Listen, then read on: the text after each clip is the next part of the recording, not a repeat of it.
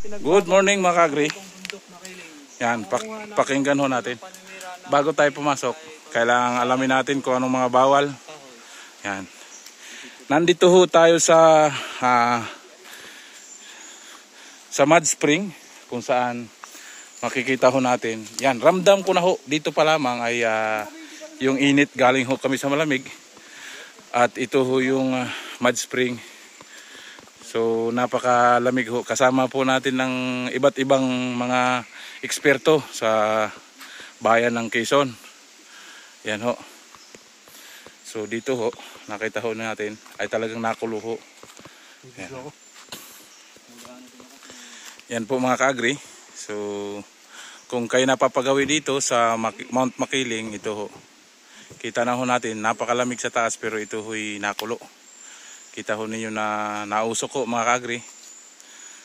So first time po kami pareho lahat.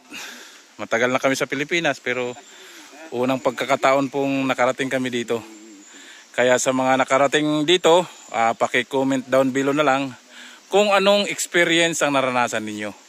Nilakad ho namin ito mula Station 1 hanggang dito ho. I-close up po natin. So ito ay nasa Station 7 na tayo, no? 8, Station 8. At dito po matatagpuan, ito ay ang Mud Spring. Yan, nakulo ho yan. Yan, kita niyo. So medyo from highway po ay mga 600 meters, mga kalahating kilometro. At makakarating ho kayo dito sa Mud Spring. Yan. Basahin ho natin. This site is one of the mud pots left on the Mount Makiling, an inactive volcano. A mud spot is a type of hot spring that is performed when due to volcanic heat. Sulfuric acid breaks down surrounding rocks into clay. The clay mixes with water to form mud that is very hot, about 80 degrees Celsius. Sulfur 50 mg per liter, very acidic. Yan, 2 pH and varying consistency and color. Yan ho, basahin na ho ninyo yan. Yan yung mga warning dito. Yan ho, itatry ho ng ating mga kasamahan kung mainit. Mainit po, 80 degrees Celsius. So kaya hong magluto ng kung ano mang lulutuin. Yan ho, itatry ho natin. Hindi po tayo pwedeng umalis hanggat hindi natin mafe-feel. Ay talagang mainit ho. Yan si eksperto. Yan ay sanay sa soil, sa soil sampling niya. Tikman mo sir, medyo may kuwan daw ang acidic ay. Makita ho niyo yun, patay ho. Bigsahin, mainit ho talaga. Dito lang ramdam mo na pong mainit. Tingnan ho yung usok. 80 degrees Celsius po yan, nakulo ho talaga. Malintik, hindi kayang tumagal ang daliri. Oh, hindi kaya talaga. Luto talaga. Luto ang tlokoy. Yes. Ito na ang pinakangkuan ito.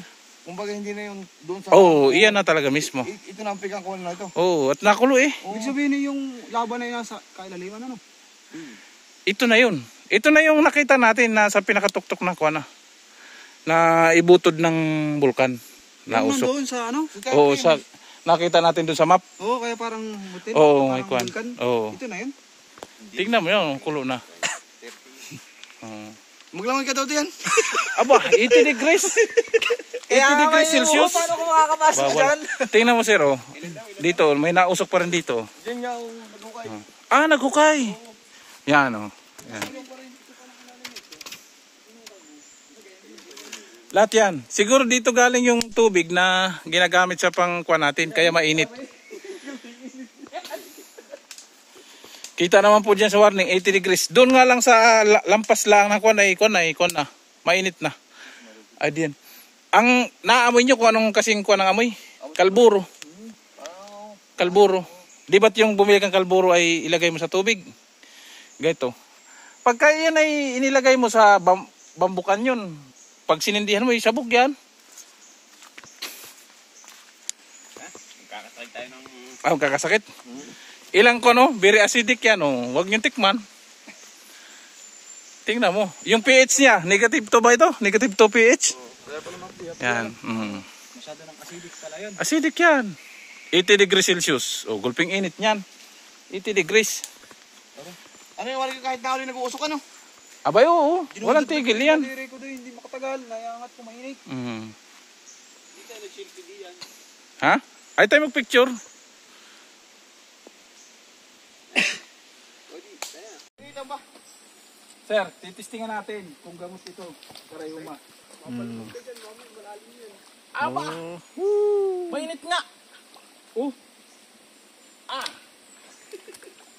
Mamaya mapalubog kita. Hindi, ito'y kuhan. Ito. Oh. Igagano natin ito ah. Gamot sa rayuma. Aba ay kalburo nga. Kalburo. Oo. Pero ito hinihilamos ng iba. Ng mga kuhan. Aba, ang layo na nito. Gulping init. Pero baka magagamot yung aking rayuma dito.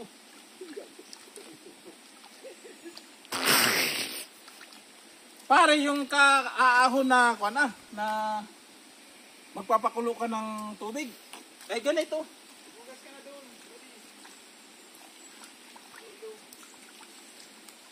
Hindi ko kasi gagamutin ko yung aking rayuma.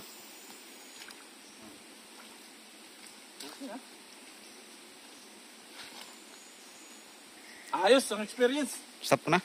Napakasarap.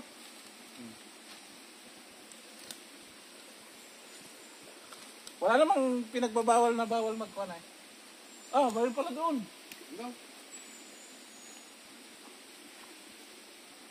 Ah, pareho lang doon sa kuhan. Ah, doon na pare, malino ang tubig. Ay, hindi ako matubig. Ah, doon galing ang kuhan ah. Oo, doon galing Yung tubig natin. Oo. Teka, susutin ko ah. Bawal siya, doon at ano nakalagay ko. Ha? Nakalagay ko sa YouTube. Ah, ba't may napunta? May napunta. Kasi hindi ko baga. Oh. Oh. Mahino ka. Hindi, doon ko na ito babanlawan pare. Ha? Doon ko na babanlawan. Gamot sa rayuma. Sa rayuma. Yung rayuma ko. Binatag ko nga ng kaunti. Oh. Sabi kong nararamdamang init. Testing mo pare. Hindi naman. Hindi. Parte dito hindi. Doon lang ah. Ay, maganda kayo mga hinawan din yan dito ay.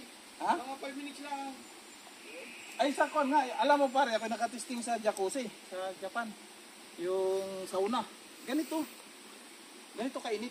Try mo lang pare. Para hindi ka ma-experience mo. Parang mga ganito eh. Oo nga. Try mo. Hindi naman kasi kaya naman tiisin. So yun yung dalawang magpuputik. Dahil kung hindi ito pare kayang katisin, lalagyan din nila ito ng bako dito. May kalburo. Kayang tiisin. Nay, hinalo mo pa, naglalong ng amoy. Oh, may kalburo nga. May kalburo. Dito pare, hindi kasi mainit dito. Huwag ka nagyat, mainit yan. Yan po yung dalawang parehas may rayuma. Dito mo lang. Nagtatampisaw sa mud spring. Yan, unahin mo yung ano mo. Nagtatampisaw sila. Ay, ano pa kaya doon? Ay, hindi natin kaya doon. Patay tayo doon. Ay, dito. Dito kayo gumiinit na. Ah, testingan mo, hindi ka nakasinilas din. Bakit kayo hindi mamano? Dito may rayuma ako dito, ano? Mamaya tayo. Maganda-ganda pakaramdam Oo. pa. Ay, sarap ma. Sarap man. O ano ito, ako nangangalay na. Patayin mo na.